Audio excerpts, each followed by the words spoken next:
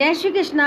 रितु भक्ति चैनल में आपका स्वागत है। कृपया सब्सक्राइब करें और बेल आइकन दबाना ना भूलें। जय श्री कृष्णा दोस्तों, राधे राधे। आज मैं आपके लिए 17वें अध्याय का पाठ करने जा रही हूँ। कृपया इसे ध्यान से सुने। अर्जुन ने पूछा, हे श्री कृष्ण, जो शास्त्र विधि को छोड़कर श्रद्धा के साथ पूजन करते हैं उनकी निष्ठा किस प्रकार की है, सात्विकी अथवा राजसी या तामसी?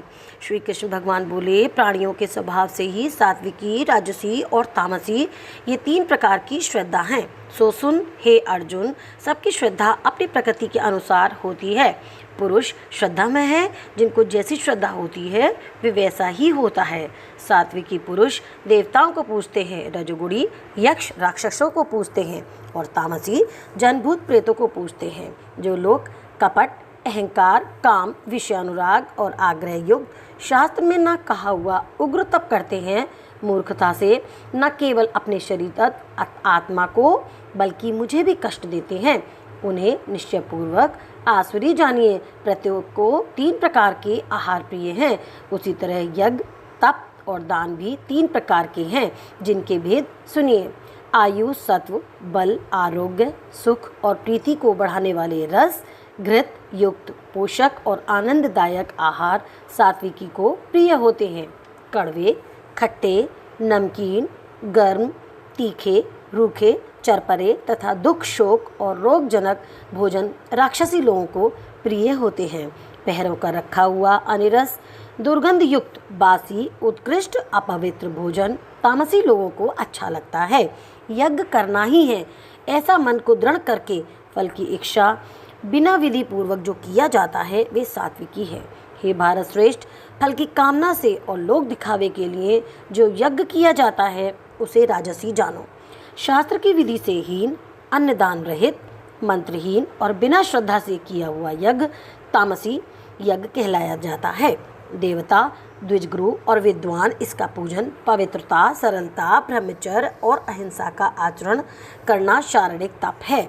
जिस वाक्य से किसी का दिल न दुखे, सत्य, प्रिय, हितकारी भाषण, स्वाध्याय का अभ्यास वाचिक तप है। मन की प्रसन्नता, चित्त की शांति, मौन, आत्मनिग्रह और निष्कपट रहना ये मानसिक तप है। ये तीनों प्रकार का तप यदि श्रद्धा से फल की इच्छा त्याग कर और योग युक्त होकर किया जाए तो सात्विक तप कहलाता है।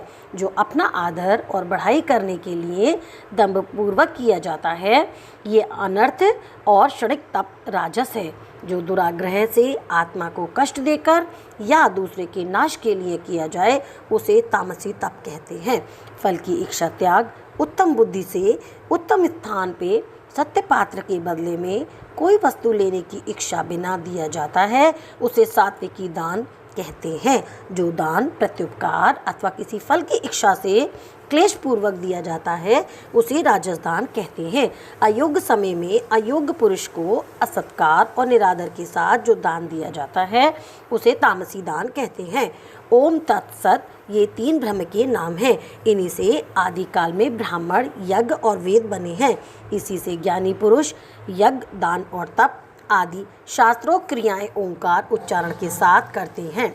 मुमुक्षुजन फल की इच्छा ना करके सत शब्द का उच्चारण करते हैं, यज्ञ, तप और दान करते हैं। हे अर्जुन, सत शब्द का उच्चारण सद्भाव और साधुभाव में किया जाता है तथा मंगल आदि वैवाहिक कर्म भी सत कहलाते हैं।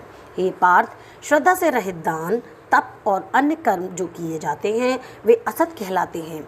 वे न इस लोक में न परलोक में हितकारी हैं। इति श्रीमद्भागवत गीता सुपनिषद सुब्रह्म विद्या योग शास्त्रे श्री कृष्ण अर्जुन संवादे त्रिविध योगो श्रद्धा नाम 17 अध्याय संपन्न। बोल कृष्ण भगवान की जय। ओम नमो श्री भगवते वासुदेवाय नमः। अब मैं आपके लिए 17वें अध्याय का महात्म सुनाने जा रही हूँ। श्री भगवान बोले, मंडलिक नाम देश में दुशासन नाम का राजा रहता था। एक राजा किसी दूसरे देश का था, जिन्होंने आपस में शर्त बांधी कि हाथी लड़ावे और कहा जिसका हाथी जीतेगा सो यह अमुक धन मिलेगा। तब दूसरे राजा का हाथी जीता, दुशासन का हाथी हारा। कुछ दिन पीछे हाथी मर गया तो बहुत चिंता हुई। एक तो धन गया और दूसरा हाथी भी मारा गया। तीसरे लोगों में हंसी हुई, इससे निंदा हुई। इसी चिंता में राजा मर गया। यमदूत पकड़कर धर्मराज के पास ले गए। धर्मराज ने हुक्म दिया, ये हाथी के मुंह में मरा है, इसको हाथी की ही योनि में दो। हे लक्ष्मी जी, राजा दुशासन संकल द्वीप में जाकर हाथी हुआ और वहाँ उस राजा के बहुत से हाथी थे जिनमें वह भी था। उसे पिछले जन्म की खबर थी। मन में बारंबार ये पछतावा करे कि मैं पिछले जन्म में राजा था और अब हाथी हुआ हूँ। बहुत रुदन करे, खावे पीवे कुछ नहीं। इतने में एक साधु आया जिसने राजा को ये श्लोक सुनाया। राजा बड़ा प्रसन्न हुआ और बोला, हे संत जी, कुछ मांगो। उसने कहा, मेरे पास सब कुछ है, एक हाथी नहीं है। राजा ने सुनकर वही हाथी उसे दे दिया। ब्राह्मण अपने घर ले गया, दाना रावत दिया। वे खावे पीवे कुछ नहीं, पानी भी नहीं पीवे। रुदन कर मन में सोचा कि कोई ऐसा होए जो मुझे इस योनि से छुड़ाए। उस साधु ने महावत को बुलाया, पूछा कि इस हाथी को क्या दुख है, खाता पीता कुछ नहीं है। महावत ने देखकर कहा, इसको कुछ रोग नहीं है। तब साधु ने राजा से कहा, हाथी कुछ खाता पीता नहीं है, बड़ा रुदन करता रहता है। ये सुनकर राजा स्वयं देखने को गया।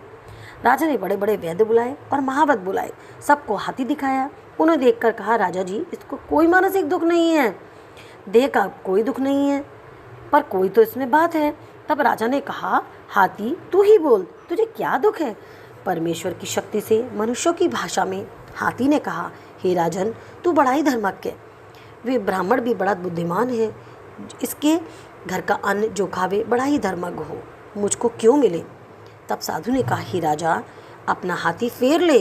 राजा ने कहा, दान दिया मैं कभी नहीं फेरता, ये हाथी मरे या जीवे।